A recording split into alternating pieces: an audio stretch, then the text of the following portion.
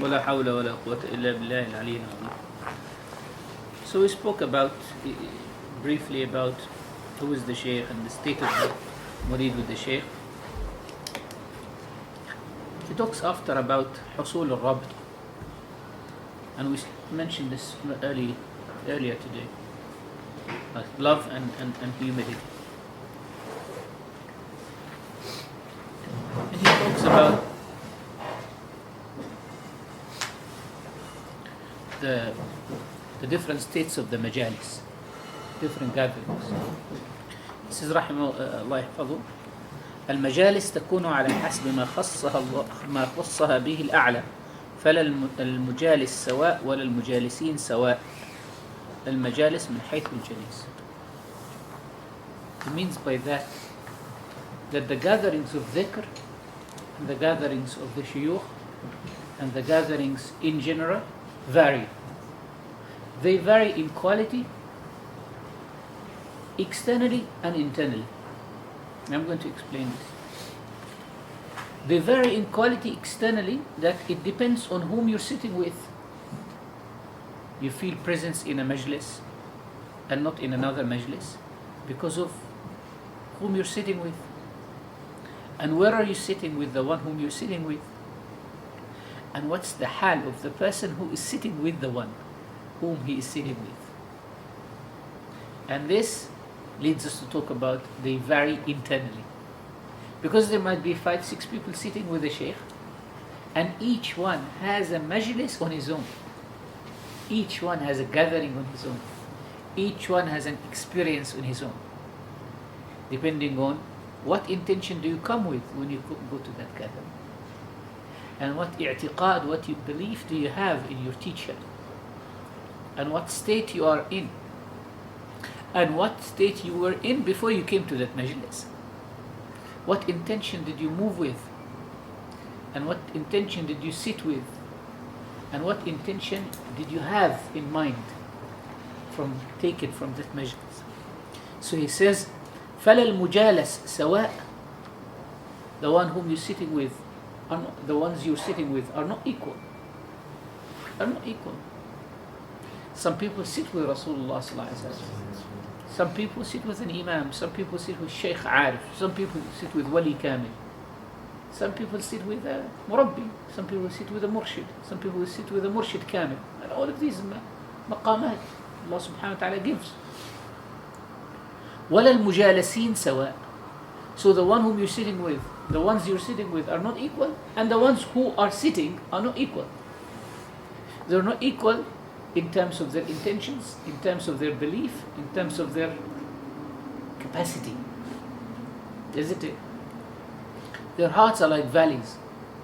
The rain that comes down is accommodated by the valleys, but every valley can carry according to its capacity. أنزل من السماء ماء فسالت أودية بقدرها. That when Allah sends the rain from the sky, the valleys flow with what they can take.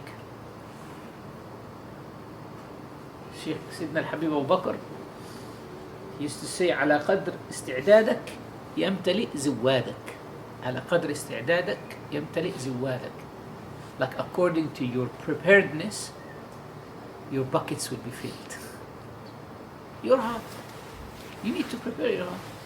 Some people, their heart is not ready, is not prepared. They haven't emptied it. They have not had husn yaqeen. They don't have that certainty. They don't have the trust. How can you expect to get the fruit of trust if you don't have trust? Isn't it? من اعتقد في حجر النفع. If you believe in a stone, it will benefit you. Isn't it? Some people sometimes get puzzled. How come that these Buddhists get benefit from what they believe in? Because they have good i'tiqad. They have good belief. Isn't it? So they get the fruit out of that. It doesn't mean that this is truthful. Isn't it? Someone practices yoga for all his life and he has a very good health. Why? Because he's got trust in what he's doing. These guys here, they have trust in what they're doing. That's why they achieved what they achieved. Isn't it? By the way, I disagree with with Ali. I disagree with him. That people can extort you for any reason. That's wrong. You know what I mean? I completely disagree. But out of respect, let him say what he says. But I completely disagree. No one is supposed to rip you off under any pretext. You want to support someone or someone wants to get supported, he can say, give me charity. I need some support. Isn't it? Allah subhanahu wa ta'ala blesses the business even if the person is having a little bit. In fact, I believe that if people extort other Muslims under any pretext, Allah will delay his victory. Why? Because there is no amana, there is no trust. How can you see? Can you walk through the gutter to get to a clean place? You shouldn't. They say evil means doesn't lead to a good end. The end doesn't justify the means at all. This is Machiavellian principle. The end decides the means, which means that if you want to get to a good end, you have to choose a good means. If you want to get to achieve something good, you have to do it in a good way. Isn't it? You have to do it in a good way. If we say that the end justifies the means, why should we have a problem then with these guys who want to extract from weed and from drugs certain things and separate them? على أي حال, the one who is sitting is not equal, and the one whom you're sitting with is not equal, and the state of the person is not equal.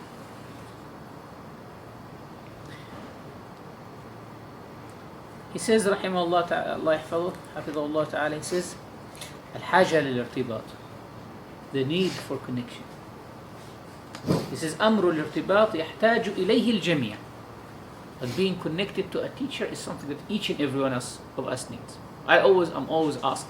The reason why I gathered you in this majlis and I didn't want to say what I didn't want to have this discussion downstairs is we have the awam there. They might not understand what we're talking about. That everyone needs a murabbi. This is a question I'm always asked. Bearing in mind that some mashaykh today, they say, well, if you just have a belief in tasawwuf and you hang around with people. But I spoke about like free range people the other day, isn't it? No, you have to have murshid. Why? It is a must, to be honest. It's a must. Just ask yourself this question. Will you feel committed to any plan if you have no one whom you are going to be responsible in front of? No. The answer is no. If you're not going to be accountable, you will not. You have to have a boss. In business, for business to succeed, you have to have a boss. If you have a plan to save at home, you have to have a wife whom you answer to. Otherwise, you won't be saving anything. You have to have some form of commitment and some form of responsibility. You're liable to be asked questions. So he says, we need that. We need that connection. Someone might say, but you know, the state of tasawwuf today is not as it used to be back in the days. Fine, I agree. The mashayikh we read about in the books don't exist. And the murids we read about in the books don't exist as well. You should understand this. The murids whom you read about in the books of Ibn Ata'illah and Zarruq and after, they don't exist. So don't ask for mashayikh you're not qualified for. If a sheikh tells you, like, throw yourself from top of the building, you won't do that. Sah? So you can't ask for a sheikh who has a higher capacity. If you can only travel at 10 miles an hour, good. Have a sheikh that can travel 20 miles an hour. Don't ask for a sheikh who can travel 80 miles an hour. You'll get exhausted. Again, you know, على حسب الاستعداد. They say على حسب الاستعداد. Ibn Ata'illah says على حسب الاستعداد يكون الإمداد. According to preparedness, Allah gives. Same goes with the sheikh. Someone complains, Subhanallah, you know, my sheikh just gives me this little thing and repeat and repeat and repeat and repeat and repeat it. Yes, this is your isti'dad.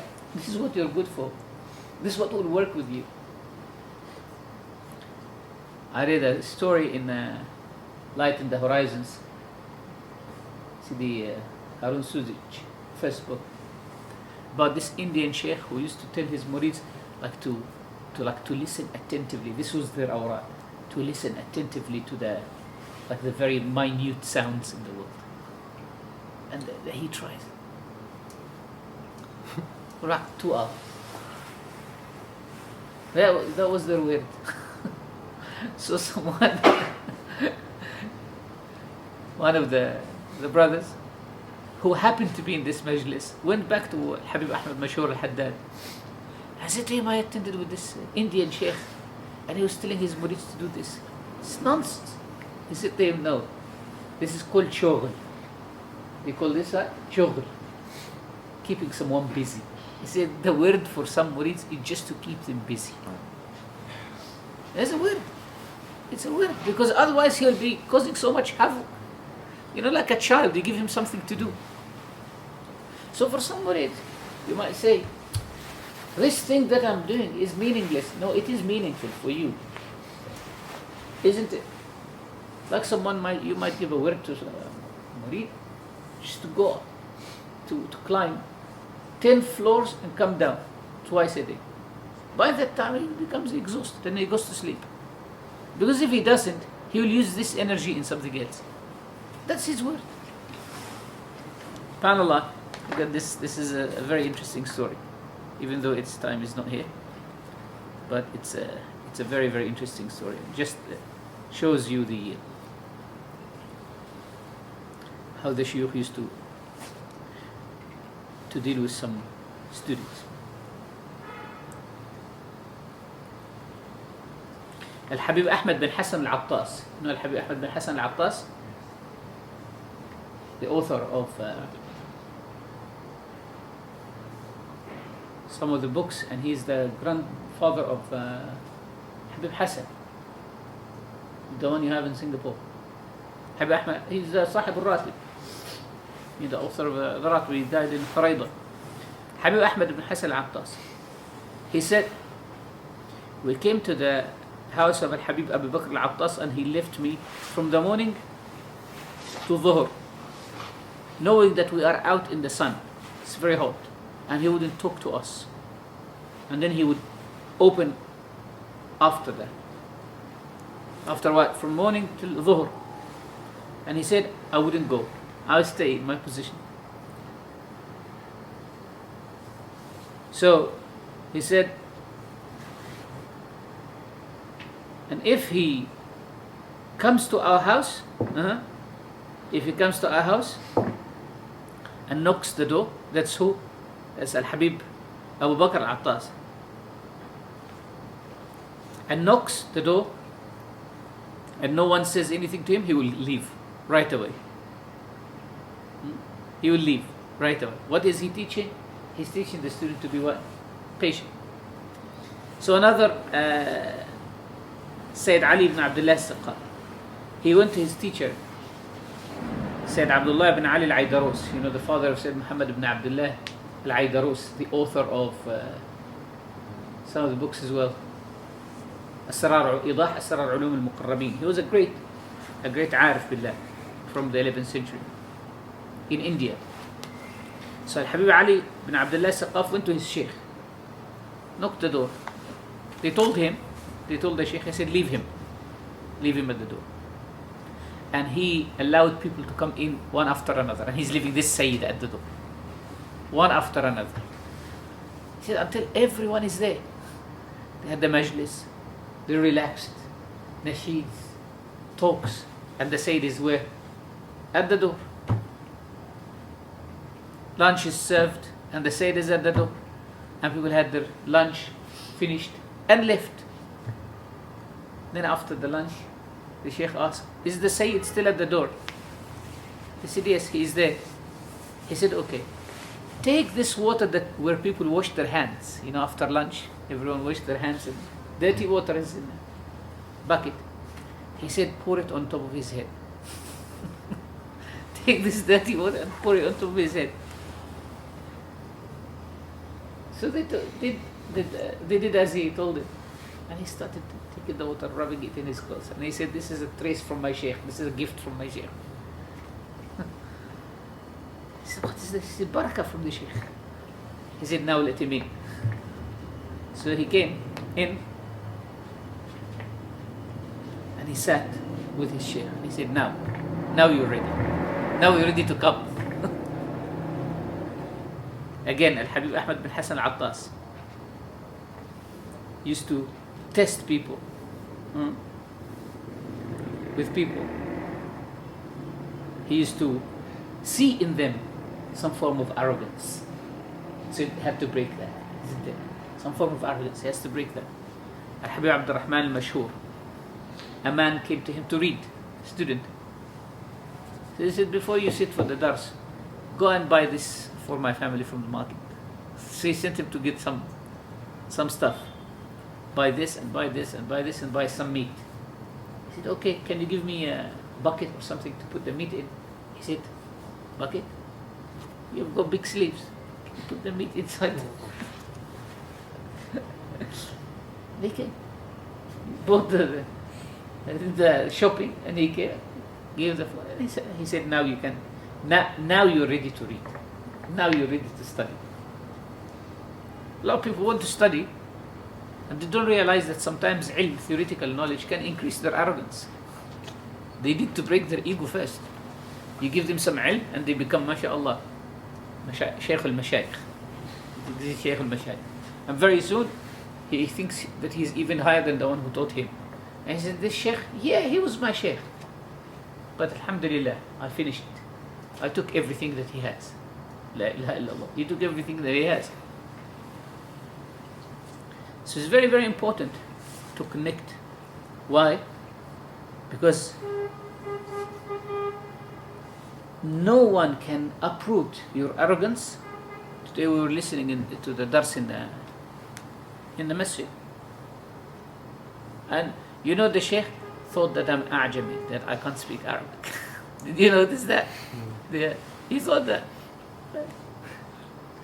I intentionally did that. We're here to listen, talk a lot. So Allah subhanahu wa ta'ala doesn't hate anything from a believer more than arrogance. So you need someone to remove this arrogance from you. And for this arrogance to be removed, you need to submit to your teacher. Submission, the jurisdiction, or the area of submission, is spiritual upbringing. Not anything else. You're not going to submit to your teacher in matters of money or in matters of business. You're going to submit to your teacher in matters of what? Discipline. Spiritual discipline. When that happens, Habib Umar says, إِنَّمَا يُنْجِحْ وَيُفْلِحْ مَنْ سَلَّمَ زِمَامَهُ لِمُفْلِحْ. The one who submits the one who gives his reign to a successful person, to a blessed man, he will be blessed. وَمَنْ لَمْ يُسَلِّمْ لِمُفْلِحْ كَيْفَ يُفْلِحْ. If you don't submit to a successful person, how can you succeed? How? He mentioned 4 things. 1, to be diligent in fulfilling what he asks you to do. And to be keen on achieving the mission that you are up for. What is that mission? Traveling the path to Allah subhanahu wa ta'ala. What's this mission? Working on your ego. You should always keep that present in front of you. You should always remind yourself that this is the mission that I am for. If this is the mission that you're for, anything that distracts you from this mission should be brought back. That's why I said earlier, today, a few days ago, that we're not an organization. A tariqah is not an organization. Yes, we might need some form of organized work to carry out our activities. It's important. It's important to organize trips, retreats, activities together. But these are tools. These are tools. The main thing is not this. The main thing is that there is tarbiyah. Nowadays, with distances, and the teacher is in one place, the murids are in another place, we try to diversify ways to get together. But we are technically together. We're technically communicating. whether you live distant or near, they said, if من لم ينفعك لحظه لم ينفعك لفظه. If the gaze cannot benefit you, the word cannot benefit you. If the Shaykh cannot benefit you from distance, he will not benefit you from near. If you can't benefit from someone, like distant learning, if you can't learn from someone from far, you can't learn from him what? From near. In fact, those who are near are sometimes mahjubeen. They are deprived. You live right next to someone and no one asks him a question. Isn't it? Ali Aidarus is like right next to me. I see him every month, isn't it? Alhamdulillah, we see each other quite a lot. But if there was no Hajj or Umrah or anything like that, Ali would dive and he won't come up. Sometimes you see people more frequently if you are far from them. Zahya Firdaus. So this is the most important thing, that you keep reminding yourself that in your travel to Allah subhanahu wa ta'ala, this is your mission. Anything that is going to distract you should be put aside. As I said, yes, it's important that we organize retreats and gatherings and this and that in order to meet each other, to have some time. The Sahaba had Ahlul Suffa. So some of the Sahaba were temporary Ahlul Suffa. They wouldn't be in the masjid all the time. They have their businesses and this and that, and then they would retreat. Every month, Uthman ibn Affan radiallahu anhu would say to his wife, I'm taking a few days off. I would cut himself from all the businesses and go and spend some time in the masjid. Sit with the Prophet sallallahu alaihi wasallam. But you need to remind yourself of that. Why? Because Allah subhanahu wa ta'ala commanded us to be with the Prophet sallallahu alaihi wasallam. How can we be with the Prophet sallallahu alaihi wasallam if we are not physically with him? By bringing his life into your life, bringing his image to your life, bringing his instructions,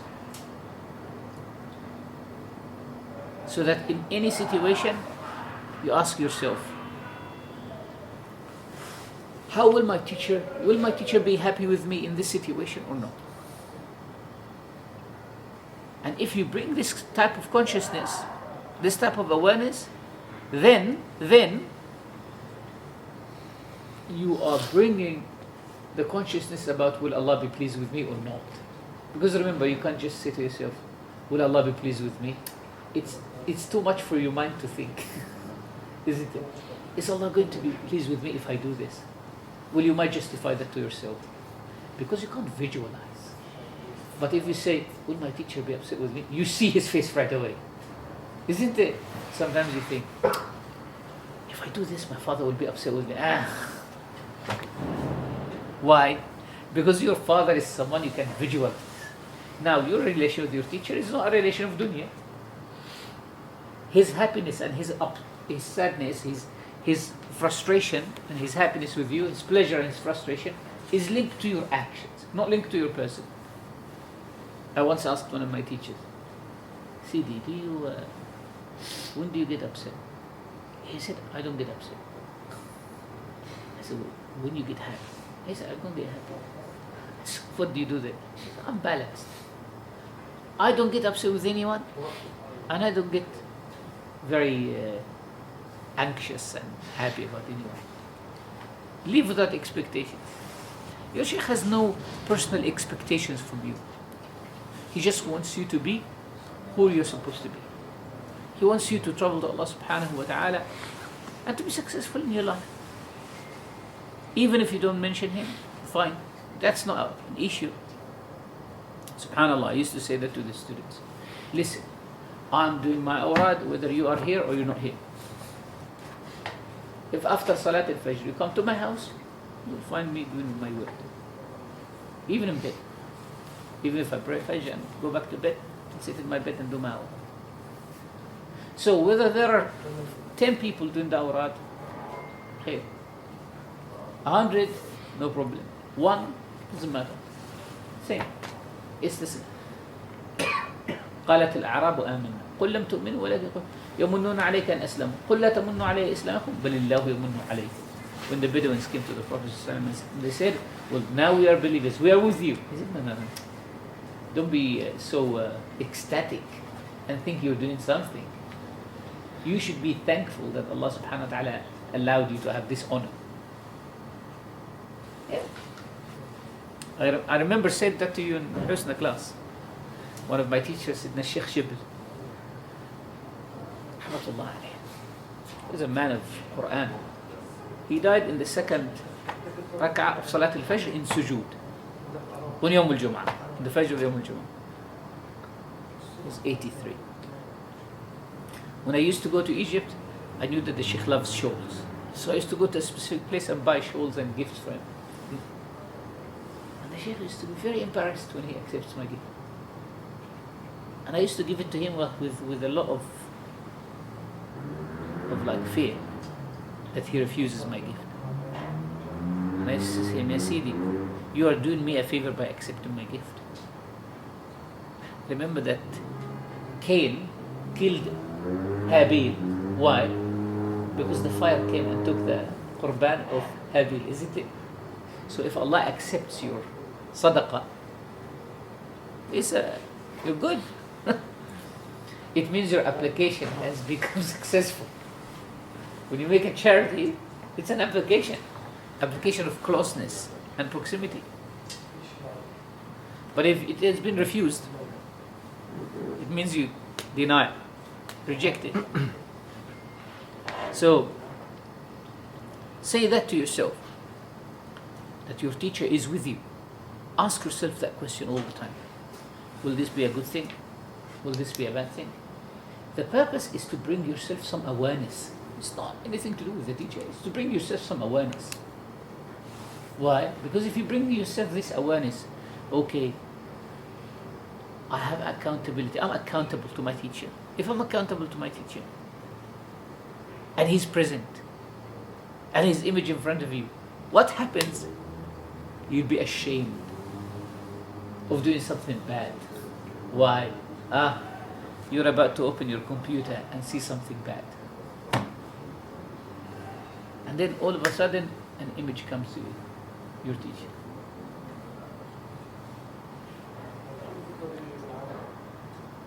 This is not you. And then he says, Astaghfirullah. Just that. You're not this. You can't remember Allah subhanahu wa ta'ala by looking at the Quran and looking at the awrad and looking at dhikr with these eyes, and with these same eyes you look at haram. If Allah takes these eyes now on the spot from you, you won't be able to read any word or any dhikr for the rest of your life. Remember this. You're about to say something foul. And then this is the same tongue that you remember Allah with. You're using it for two contradictory things. Licking filth and putting tahara at the same time. Ya akhi, you can't put on your tongue something extremely hot and something extremely cold at the same time. You're putting filth and purity at the same time with the same tongue. If you use a spoon for sweet, you use the same spoon for salt. Isn't it? If you want to remember Allah subhanahu wa ta'ala with the tongue and then say something foul with the tongue, get yourself another tongue. Create another tongue. Create another tongue for yourself that is not from Allah, so that you use that tongue for najasa. You want to look at haram? Get a couple of eyes from somewhere else. Go to any shop and buy them. But don't use the eyes that Allah subhanahu wa ta'ala has given you. If you are going to use these eyes, then you're betraying Him. You're kha'in. You're betraying Him subhanahu wa ta'ala. So when you remember this, it will help reduce the possibility of falling into sin, inshallah. Inshallah ta'ala. Be truthful with Allah subhanahu wa ta'ala. And remember that when you reach this level of connection with righteous people, Allah subhanahu wa ta'ala will help you. He says, وَالَّذِينَ جَاهَدُوا فِينَا لَنَهْدِيَنَّهُمْ سُبُلَنَا. If you struggle, if you strive, Allah will guide you. You can't get to the station, but you made your way. You went out. You tried to make it to the place. Allah subhanahu wa ta'ala will send someone to pick you up. You are about to do something haram and say astaghfirullah al-azim. Then Allah sends Firdaus, knock on the door, Assalamu alaikum. You say, you know what, you came at the right time. Jazakallah khair. You interrupted a bad initiative I was following. Again, he says, he says, كلما كنت أصدق اتباع كنت أقوى ارتباط. If you are truthful in following, your bond will be stronger, even if you are far. Why? Proximity is that of the souls. Remember, closeness is not the closeness of the body, it's the closeness of what? The souls. A proof of that is we find Salihin and Arifin who learn directly from Sayyidina Rasulullah sallallahu alaihi wasallam. Fulan, they say, Fulan al-Arif heard this hadith from the Prophet sallallahu alaihi wasallam, heard a commentary on this hadith from the Prophet sallallahu alaihi wasallam. The Prophet sallallahu alaihi wasallam came to him and explained this hadith. One of the students of Ibn al-Jazari rahimahullah, and I mentioned this story to you, it's in books now, it's in books. Abdullah ibn Abi al-Hadid was a student of Imam Ibn al-Jazari. He said, the first time I met Ibn al-Jazari was just before he passed away, a few months before he passed away, in his last trip. He said, I've always wanted to meet him. I read about him. I met students who have met him, but I have never had the chance of meeting him. He said, I had a question about one of his poems. And I thought, how can I get the answer to this question? And I was told he is in Yemen and on his way to Egypt. So I said, okay, in 3 days he will be here and I will ask him the question. He said that night, he came to me in the dream. I asked him the question and I got the answer. When he came 3 days later, in the majlis, public majlis, I asked him the question and he gave me the same answer that he had in where? And we know the story of Sayyidina Umar radiallahu anhu and Sayyidina Ali. And Sayyidina Ali radiallahu ta'ala anhu saw the Prophet sallallahu alaihi wasallam in his dream after the Prophet sallallahu alaihi wasallam passed away. Sayyidina Ali saw the Prophet sallallahu alaihi wasallam and the Prophet sallallahu alaihi wasallam was feeding him what? Dates. He gave him 1, 2, 3 and he said, Zidni ya Rasulullah, give me more. And he woke up from the dream. When he said, give me more, he woke up from the dream. It was time for Salat al-Fajr. He went out of his house, going to the Masjid al-Nabawi. He saw Sayyidina Umar standing in front of the masjid with a plate of dates put in the mouth of Ali. 1, 2. After the third one, he said, Zidni ya Amir al-Mu'minin, give me more. He said, if the Prophet was to give you more, I would have given you more. How did Umar? If the Prophet gave you more, I would have given you more. Like, refer back to the dream. Imam al-Ghazali radiallahu ta'ala anhu. And since we are here, Imam al-Ghazali used like to be here. He came when the Crusaders were here. Imam al-Ghazali radiallahu ta'ala anhu mentions that he asked a question to some of his students. And I'll mention a few things related to this, just subhanAllah. These are real things.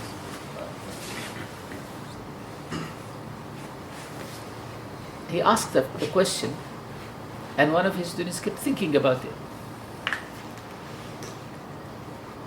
And then in his dream, he saw Imam al-Ghazali in his dream, teaching him a formula of salawat. And he said, repeat this salawat, and you'll get the answer.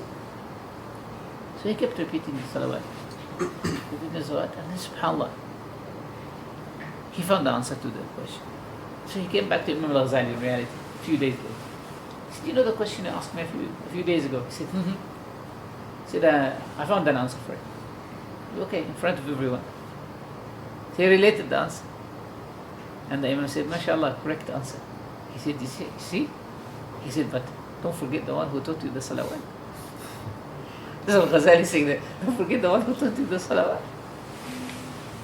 There is a man called Abu Ishaq al-Sabi. He was the prime minister in the Abbasi time. At the time of Mutawakkil. Abu Ishaq al-Sabi. He's a great scholar and physician. His great-grandson is also Abu Ishaq al-Sabi, and his name is Abu Ishaq ibn Muhamad. Ali ibn Muhammad. The great-grandfather, and this young man, his name is Ali ibn Muhammad. Ghars al-Ni'mah. Ghars al-Ni'mah means the seed of blessing. His great-grandfather was a prime minister, and they were like family of prime ministers. Was a Christian. Was not actually a Christian. Have you heard of the Sabians in Iraq? They were followers of Sayyidina Yahya. He was Sabi. That's why he's called As-Sabi. So, I know that the grandfather was Christian, so how come that this is a Muslim? His name is Ali and his father's name is Muhammad. So he has a book called Al-Hafawat al-Nadira. I read his biography at the beginning. So they actually relate a story, a very stunning story. They said that his father Muhammad was a Christian, and he saw the Prophet ﷺ saying to him, "Innaka rajulun aqil." You are a man of wisdom. Why do you follow this religion and you don't follow me? So he said, he didn't bother about the dream. The Prophet came to him next night, saying the same thing. Innaka rajulun aqil. You are a smart man. Why don't you follow me? Third night, same thing. So this can't be untrue. Three nights I see this man, Muhammad, in the dream. So he accepted Islam secretly. Because he was a public figure. He accepted Islam secretly. Then the Prophet ﷺ came to him and he said, "I want you to propose to such and such girl. She's from a good Muslim family, scholarly family." He said, "What?" He said, "You just go and talk to her." So he went and proposed to the girl. And she was in doubt about him. This is apparently a Christian. We don't know if he's truthful or not. This is very, very interesting. The Prophet ﷺ came to her in the dream and he said, "Believe him. And if you believe him, you will have a child, a boy, and name him Ali." SubhanAllah, this is in his biography. Then the Prophet ﷺ said to him, "Don't worry. You get married, you have a child, and you name him Ali." SubhanAllah, the Nabi ﷺ comes to people, supports them. Look at this ruhaniyah, look at that state of spirituality, that they receive their knowledge directly from the Prophet ﷺ. You go to sleep and you see something, and in reality it is. How would you explain it? SubhanAllah. So, we need to understand that regardless of how far you are, the proximity is that of the soul. Now, so you need to strengthen your relation with your teacher. They said, أحسن آداب المريد السكوت والخمود والجمود حتى يبادئه. Like one of the best adab of a student is silence. Being silent. Have you heard of René Guénon? René Guénon, or Abdullah Yahya. He was a student of Shaykh Salama al-Radi, rahmatullah alayh. And he said his Shaykh was so eloquent that when he opens his mouth and talks, it is like light, chains of light coming out his mouth. And some students used to be very annoying, so they would interrupt the Shaykh, like the brothers in the majlis today, in Aqsa. They're interrupting the Shaykh. Very disrespectful. Well, And it happens from the awam, mainly the awam. And I always say, if you have an empty pot, it makes so much noise. If you fill this with dust and hit it, it will not make much noise. But if it's empty, it makes so much noise. Ibn Ata'illah Secondary says, if someone gives an answer to every question and a commentary on every issue and a response to every inquiry, that's enough to prove that he is ignorant. Why? You can't know everything, isn't it? You can't be the most knowledgeable person. Even if you are Sidi Ali asked me a question today. I said to him, I don't know. Sah? But I know. But I found that this answer is better than telling him, mind your own business. I could have said that to him. But I don't know. I know. Wallahi ya ikhwani, sometimes people come and relate a story to me. And I know the whole story. Like I've heard it before. Possibly a personal problem. Like Firdaus says, yeah Shaykh, I've got this problem, this problem, this problem. And I know the whole thing. And he said,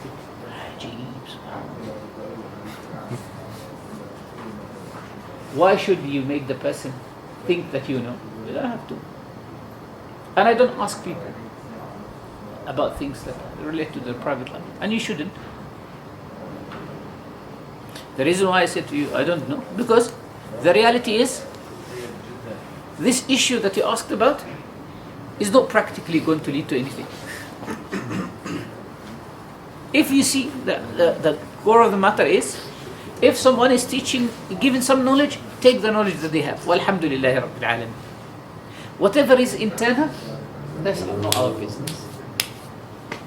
Whatever this, if you find a couple married to each other, and you know both of them, and they're good people, and you're benefiting from that, the fact that they are married to each other, alhamdulillah.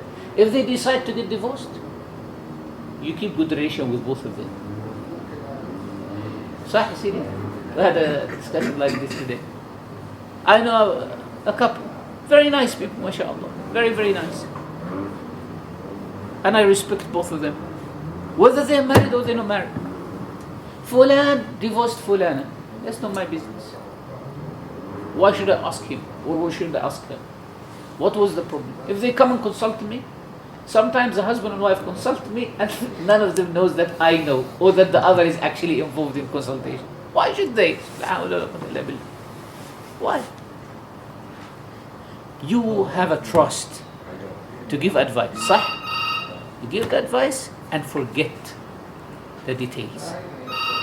If there is someone, sometimes I consult my wife in certain things, but that's to get some other perspective. What do you think about this situation? And I normally give anonymous details, unless the details are important. And I say, what do you think about this? She says, yes or no. So, sukut, silence, is very, very crucial and important. Wal khumud. Khumud means like bury your soul, bury yourself, bury your ego. Wal jumud. Jumud means like be stiff. Stiff on what you've been given. You've been told to do this, keep it. If the person doesn't stick to that, to sukut, silence, wal khumud wal jumud, what will happen? Because his nafs is still active. You know, when someone has illnesses, terminal illnesses, like if someone is diabetic and has blood pressure and this and that, and they want to give him some treatment, what do they need to do first? Balance everything. Make sure that his diabetes is under control, his blood pressure is under control. We're all having these terminal diseases, spiritually terminal diseases. If a medication needs to be injected, you need to neutralize this.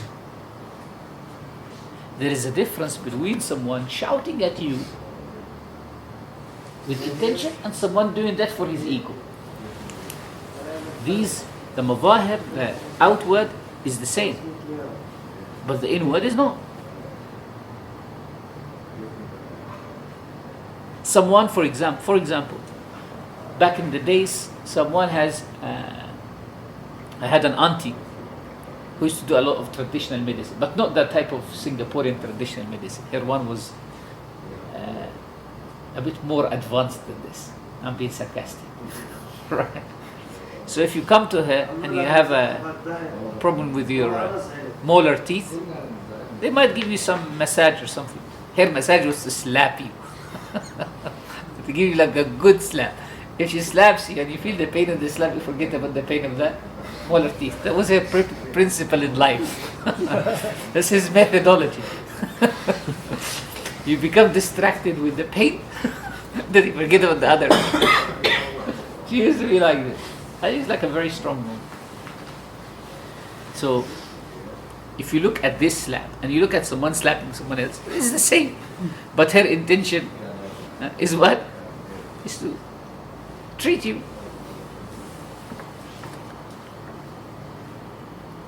Amputating the hand could be for theft or could be for medication.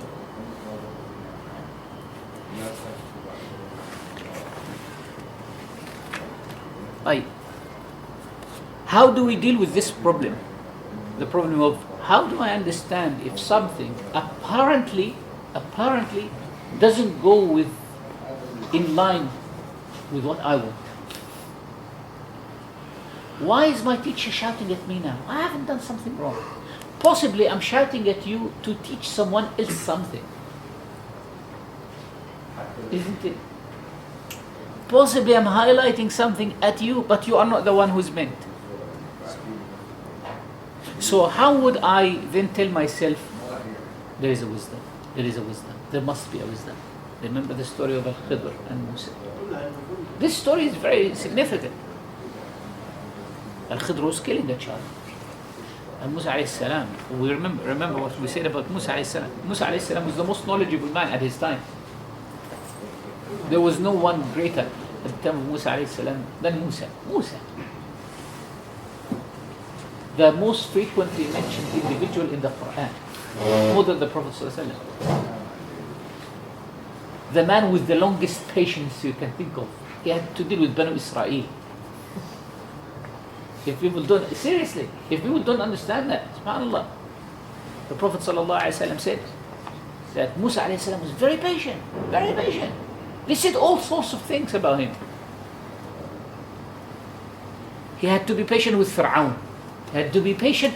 You know, Musa alayhi salam walked from Egypt, from the capital of Egypt, Memphis, to the land of Madian, on the borders of Palestine.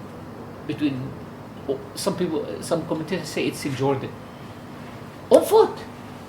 They said the layers of skin in the bottom of his feet fell off, walking barefooted. All of this distance, possibly 1,000 kilometers, nothing less than that, walking. A man of extreme patience, like staying there for 10 years, serving Sayyidina Shu'aib as a shepherd. This is a man who grew up in the palace of Fir'aun. You know, he's a man of luxury. He's like a very fine man. And then he goes back with a stick in a family and he sits in the desert and he says to his family, like, stay here, let me go and check if there is anything next to this family. He comes back. And then he's told, go to Fir'aun. And then he speaks to Fir'aun. A stick himself. He's a man of extreme patience. And then he takes Banu Israel after so much deliberation and encounters with Fir'aun. And he crosses the sea with them. And as soon as they are inside, they say to him, oh, we're missing the onion and the garlic we used to eat in Egypt. Isn't that? This is what they said to him. لَن نَصْبِرَ عَلَى طَعَامٍ وَاحِدٍ. You know, one type of food is not good for us. We want to have like a lot of things. We want to have a table that's full of like variety. Every day you are serving us honey and meat. We want something else. We want some garlic, some onion, some fool, some this. So Musa said, is that what you want? So he decided to. He said, okay, you can go to the land of Egypt and find your food. With all of that patience, with all of that patience, with all of these years of struggle in the land of Sinai, asking them to come to the holy city, and they're refusing. We passed by Bab Hitta today. This is the gate through which Banu Israel were supposed to enter and say, forgive our sins. وَقُولُوا حِطَّةً. It's Bab Hitta. After all of this, Musa alayhi salam, this man of immense patience, he could not take 3 encounters of unexplained situation with that Khidr. Just 3. First time he said, and Al-Khidr said to him, Alam aqul laka. Very, very simple. Al-Khidr did say to him, don't you understand? No, he said, didn't I tell you that you won't be able to keep your patience? He just reminds him, we have agreed on a condition. What is that? Sabr. إنك لن تستطيع معي صبر. Al-Khidr did not say to him, you cannot learn. He didn't say that. He said, shall I follow you and learn from you? What was the reply of Al-Khidr? No, you can't learn. No. Oh, you're too arrogant to learn. No. He was humble. Oh, you're not sincere. He was sincere. He was dedicated. He was ready to follow. What did Al-Khidr say to him? He said, by the way, there is no fault about your character. But there is one thing that is going to be an ongoing challenge for you. What is that? لن تستطيع معي صبرا. He did not say to him, you will not be able to be patient. He said, you will not be able to be patient with me. As if he's saying, there are 2 different levels of patience. There are 2 different levels of patience. All the patience that you're accustomed to is something, and the one that I require is a completely different level. When someone tells me, I'm naturally patient, I said, no, that's not true. You can't say you're patient if your patience hasn't been challenged. You can't say you're generous unless your generosity has been challenged. By the way, what we give, like the charity that we give here and there, that's not a sign of generosity. Why? Because you give what is above your needs. Generosity is when you spend when you don't have. And this is the last thing. Arabs would know if someone is actually generous or not when he slaughters his dogs. Why? Because when the person, or when they slaughter their horse. Why? Because the horse is the thing that they would use to run away from enemies. Like if someone attacks them at night, they jump on the horse and the horse saves them. So that was the safety tool for them, the rescue for them. So when he slaughters his horse, it means if tomorrow a thief comes or someone attacks him, he's got nothing. He will die. So they used to slaughter their horses like last thing. So Musa alayhi salam said to Al-Khidr, I want to follow you. You won't be able to keep your patience. The patience I want is not the normal patience that people have. And he wasn't. Alayhi ala nabi afdal as-salat taslim. 3 times. So he had just to remind him, Alam aqul laka. First time he said to him, Alam aqul innaka lan tastati'a ma'ya sabra. Did I not say you won't be able to be patient? And look at that wording.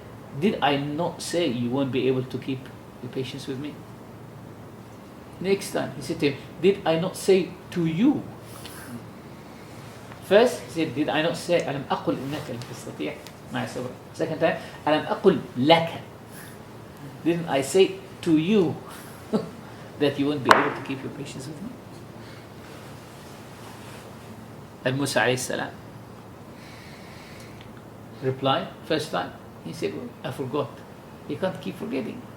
So second time, if I ask you again, you're free to go. You're free to terminate this contract. Khalas. I took from this story a principle that I have in life. I think Ali, possibly I shared that with him before. I have a principle in relationships. If someone fails me 3 times, I never deal with him again. In that thing, I can deal with him in something else. For example, me and Firdaus, I ask Firdaus, if I deal with Firdaus in money, and first time he made a mistake, okay, second time, third time he made a mistake, I will never deal with him in money. Khalas, finished. Even if he swears by the 7 heavens and the 7 earths, finished. But I can deal with him as a human being. We can be brothers, but you know what? Leave this aside, please. If someone commits to something and he fails first time, second time, third time, I won't accept any commitment from him. That tells you that this person has a fault in character regarding that issue, that he can't be committed. So, from this, the story of Musa alayhi salam and al-Khadir. Now, so if there is anything that is causing you confusion and waswas, then what should you do? What should you do? Consult the story of Musa and al-Khidr. He says, وَإِنَّمَا قَدْ تَحْضُرُ صُورَةٌ لِمُخَالَفَاتٍ لَا مُخَالَفَةَ فِي وَقِعِهَا. There could be outwardly certain things that might look like mukhalafa. It's not correct. It's not the right course of action. But in reality, it's not. Allah subhanahu wa ta'ala said in the Quran about one of the prophets, he said, وَإِن لَمْ تُؤْمِنُوا لِي فَاعْتَزِلُونَ. If you don't believe in me, then stay away from me. It's very simple. The world can accommodate everyone. Shart al-suhbah, like if you would like to follow someone or to be in the company of someone, there has to be trust. And in order to test this trust, what should happen? There has to be challenges and stressful situations. Imagine you're married to a woman for 20 years. Then after 20 years, honeymoon. After 20 years, you should have had some good level of trust after 20 years. If someone meets you in the street and said, you know what, I saw your wife walking with this man in the mall, you can just go, no, how can you? We build trust over years, but it can be destroyed in a second. So, if you build something in 20 years, you should be smart enough to evaluate the time it took you to build.